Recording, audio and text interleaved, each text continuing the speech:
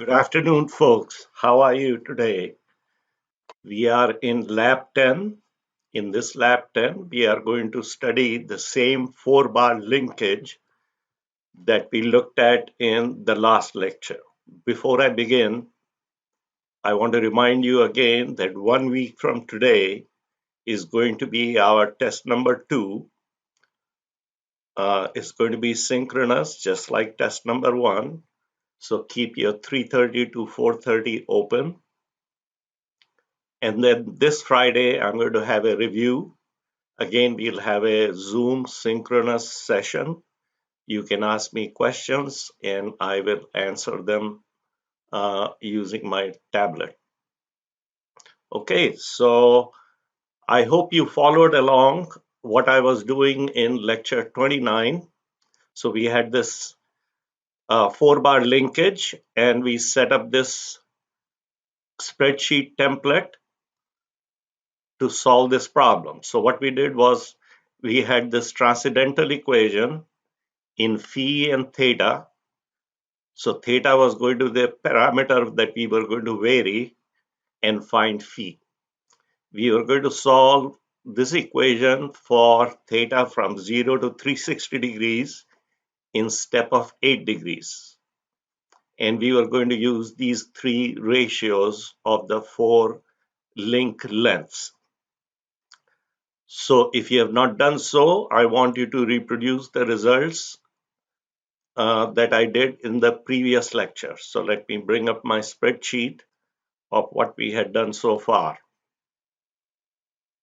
So here is my spreadsheet. Remember what we did. We set up all these parameters.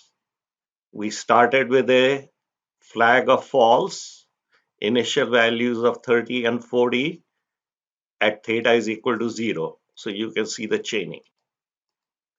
And then what we did was we turned this to true. We got these errors. So we went to File, Options, Formulas. We set it up in manual mode, enabled iterative calculations, and then we did function F9, 2, 3, 4, 5, and in 5 iterations we converged. And then we copied our final values. These were our phi values here, just values only, remember. And we switched on our automatic calculation.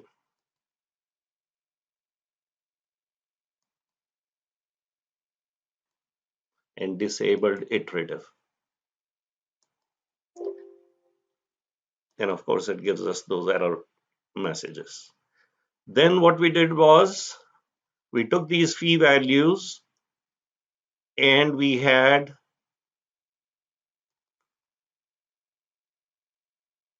our visual basic functions. So we had forward derivative order 1, order 2, central derivative 1, derivative 2, and then backward derivative 1 and derivative 2.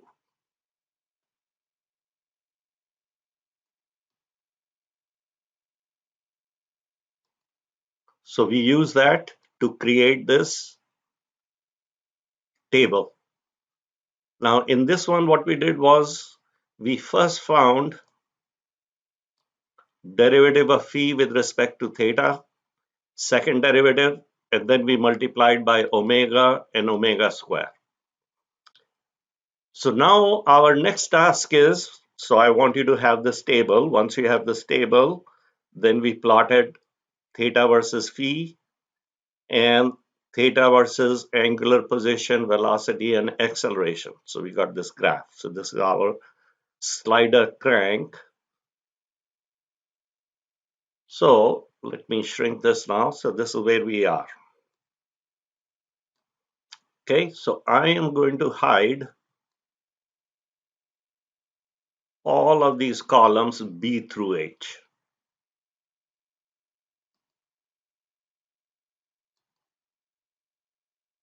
because we don't need them anymore.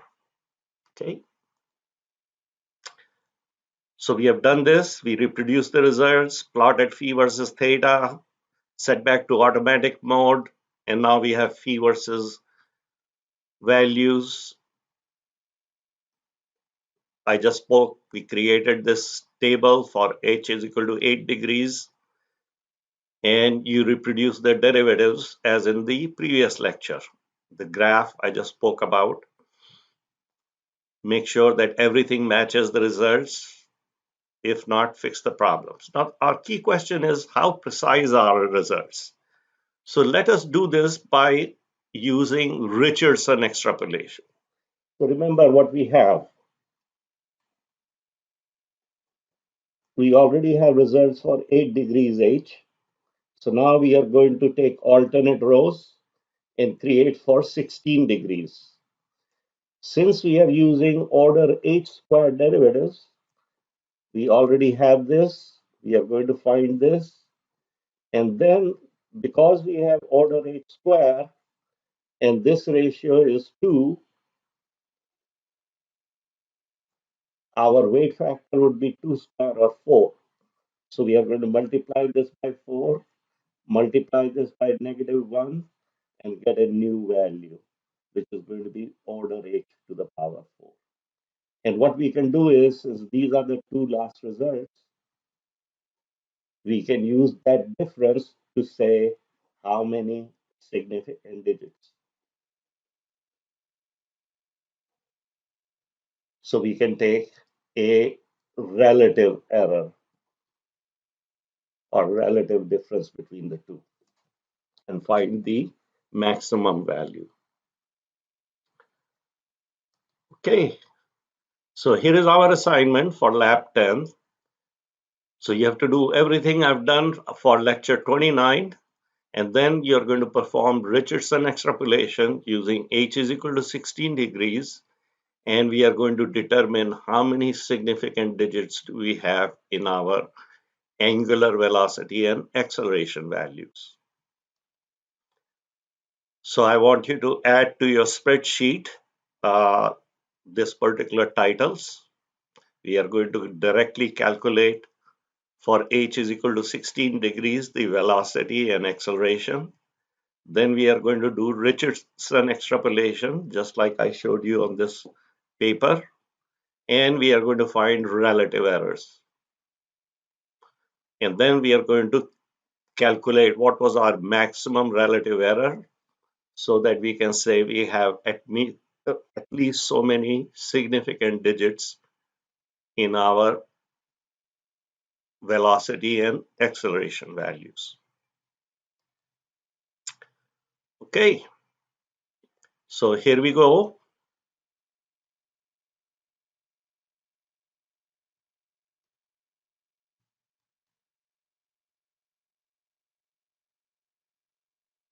So here are our formulas for h is equal to 16 degrees. I'm going to maximize my spreadsheet so I can see it. So we are going to multiply by omega directly and then take the derivative. So forward difference, first derivative, we are using 2 times h, and we need 3 values. So this is going to be our first value. We skip second value, skip third value. Sorry, we are picking up wrong thing. I have to pick up this derivative, sorry.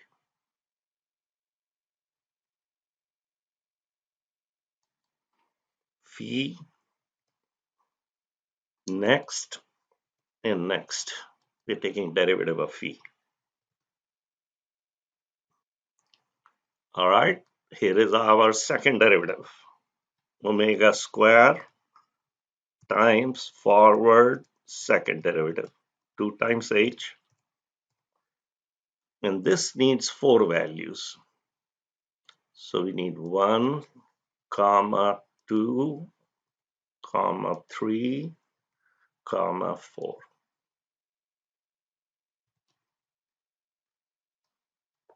Okay. Then next we want central difference. Omega times central difference 2 times h, and it requires 3 values.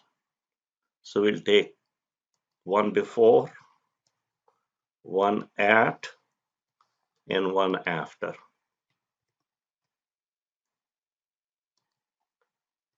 Omega square times central derivative 2 times h spacing. This also requires only 3 values. So previous, current, next. So we are skipping a row, so we'll take skip formula and copy it all the way down to row number 55. Great. Actually, if you want, we can even go one more.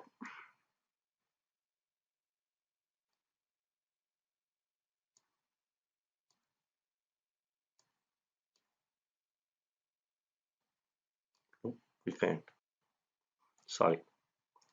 Okay, so at the last value, we are going to use backward derivative. W times back derivative 1, 2 times h, comma. Now we need 3 values. So this is third, second, and first.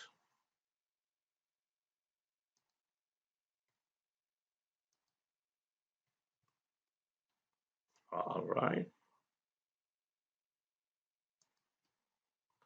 Omega square times back derivative 2. And this requires 4 values.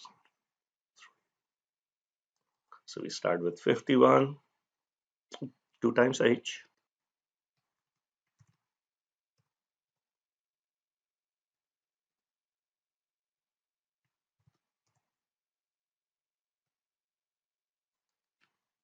comma this, comma this, comma.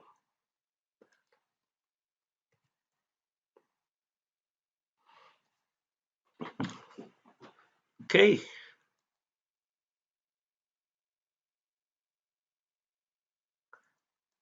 So we have our values here. Next thing we are going to do, so we've got these formulas. Next thing we are going to do is extrapolation. So let's go back. This is equal to 4 times. So this is our thin velocity minus thick velocity divided by 3. 4 times thin acceleration, thin strips, thick acceleration divided by 3. Okay, and our error 1 minus, of course, this extrapolated value is more accurate, so we'll take less accurate over more accurate. So that's our relative error. Same thing here. Absolute 1 minus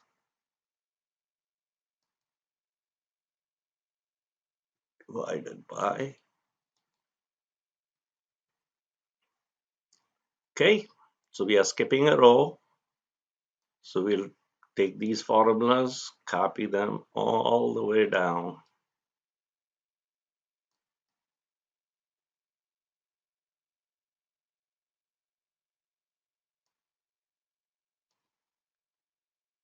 And then this last row, since we didn't have even number of strips,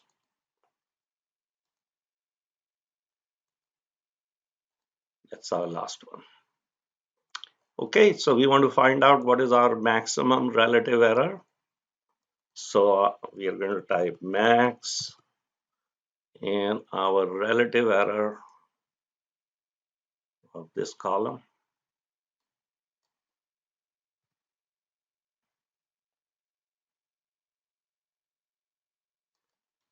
max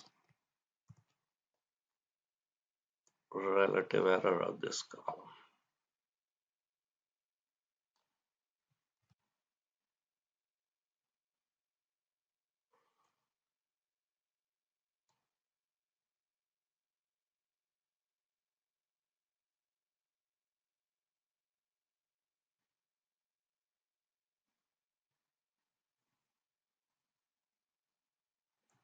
Okay, so you can see we have 0 significant digits for velocity, and we have only 1 significant digit in acceleration.